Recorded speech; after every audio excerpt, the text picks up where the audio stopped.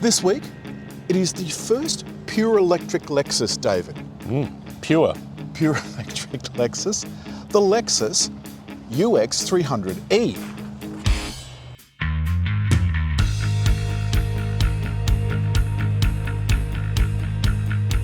There's a few interesting points about this Lexus. First, David, it comes in two trim levels. Sport and Sport Ultra, is it? Sport Luxury. Luxury and Sport Luxury. We'll get there. For $74,000 and $81,000. That's quite a lot of moolah. Plus on-road costs. It's not that much more than some other Kias, for example, but they're horses and courses. That's right. And we just happen to have an EV6 with us this week as well.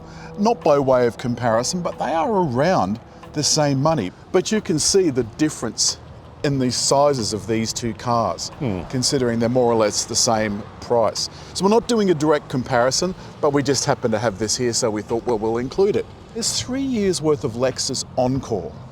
So at first, what seems like not an overly brilliant deal turns into something brilliant when you realise that if you are going on a trip somewhere, say for 3 years, you can swap into another Lexus, an LS, LX or LC, whatever is your fancy, for up to 8 days at a time for 4 times.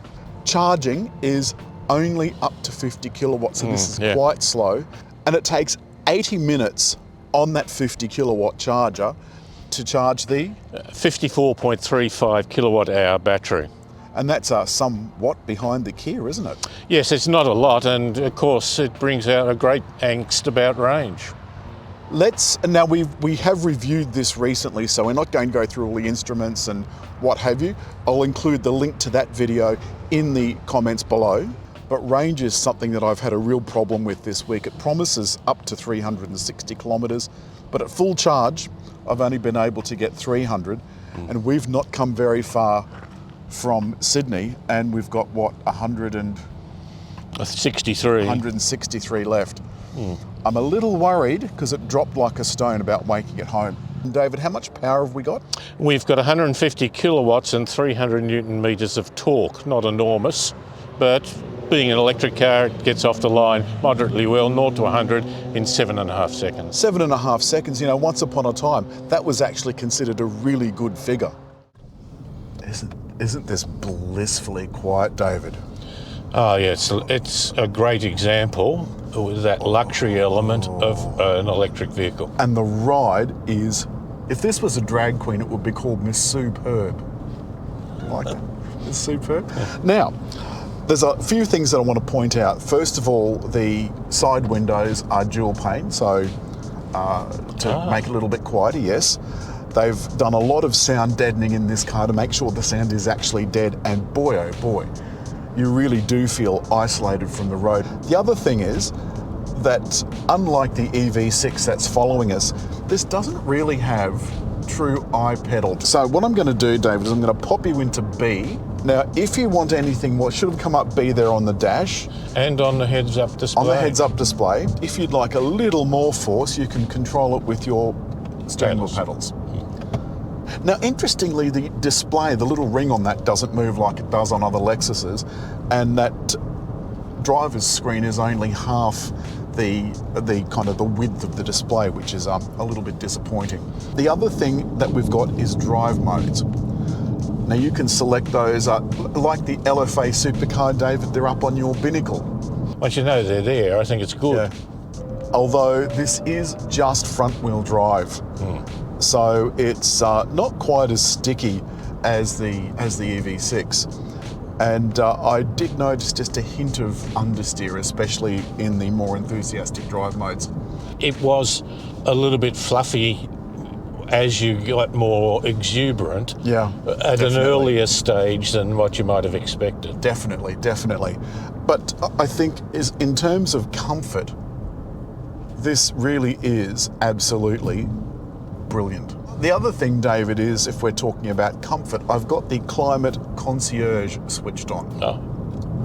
Ask me what the Climate Concierge is. What's the Climate Concierge, Alan? Everything is in automatic. The seat heating and cooling, the temperature that comes out of the ducts and so on and so forth, steering wheel heating.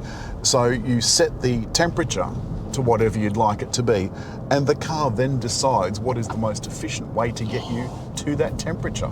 So I don't have to set the heated seats at mild, medium or cook. Exactly. And it is mild, medium or cook. There are your options. The layout has a lot of buttons to it without being over dominant, and this is almost very Peugeot-esque, isn't it? Yes, indeed, especially with 2 rows.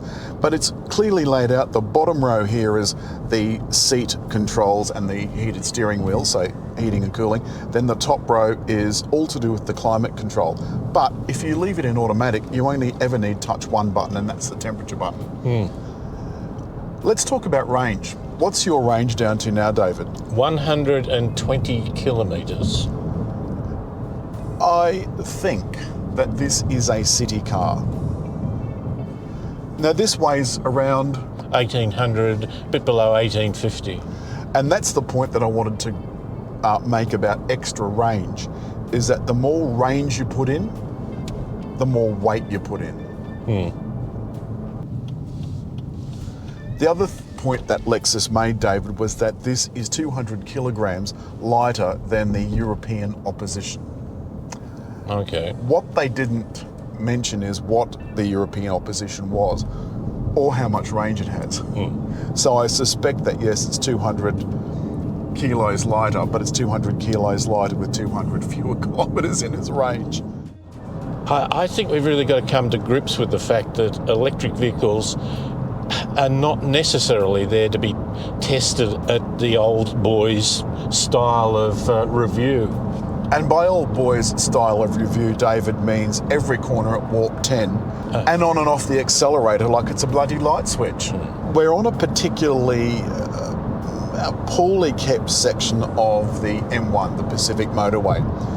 And because we've had such appalling weather lately, the road maintenance is a very, very long way behind. And yet, this still feels pretty smooth. If we were talking about bare facts and figures, then really this is a bit of a fail. And I think this is one of those cars, David, that is more than the sum of its parts. But this, David, takes 80 minutes to charge from 10%. And I'm sorry, that is too slow. 50 kilowatt max charging is too slow. Yes. I'm extremely and I think disappointed. under AC, it only takes up to 6 kilowatts per hour. I want to talk a little while about the cruise control and lane control. I'm not that fussed on it. No, a couple of things. We noticed it seemed to identify when the lines are there on a whitish concrete road with white line marking. It's hard to see, yet it didn't seem to be able to hold you in line. No, and that's whether you've got the lane centering switched on or not. It tells you in the driver's instruments if the lane centering is switched on, but it seemed to either interfere when I didn't want it to, or didn't interfere when I did want it to, or switched off and didn't tell me. At night, David, I think this is very pretty. There's no ambient lighting, which is unusual in a car of this price range, but everything is suitably subtle. Everything is backlit. David, how are your steering wheel buttons? Are they all backlit? Yes, Alan, they are. Also, the information on the driver's dial, you've got things like the level of charge, the level of braking, and by the way, you can't activate your cruise control while you're in B. It's ridiculous. That's what I was struggling with. Oh, right, so you need to do that. Okay, now whack it on. Okay, sorry, here we go. Yes, sorry. Now I can see that you've got... I know because it's got it very clearly on the heads-up display. And I can tell that you're set, and I can tell that your lane control is on, now off, now on, now off, now off, now on. Isn't that ridiculous? Given that we're on a very consistent quality road. So let's wrap this up, David. Let's wrap this useless rant up. To summarise, we've got a car that I think price-wise, you do get a lot for your money. It is beautiful quality inside and out. I love the look. The performance is, I think it's adequate. Yeah, more than enough. I like the look inside. The outside, I think, is. I would like an all-wheel drive option, or or something that at least gives me the option not to have everything scrambling through the front wheels. The Encore, I think, is something that I don't think anybody else offers. Lexus Encore. The warranty is great, 5 years, not too bad for the car, 10 years excellent for the battery, because Toyota and Lexus have learned that their batteries are pretty long lasting. That's it this week for the Lexus UX300e. David, I really liked it. It has quality, but it has not advanced electric motors in cars as far as some other models. No, it's their first whack at a pure electric car. They've been doing hybrids for years, but as always, David, it's come time. It has indeed. To hit like. And leave a comment. And just over there, to subscribe.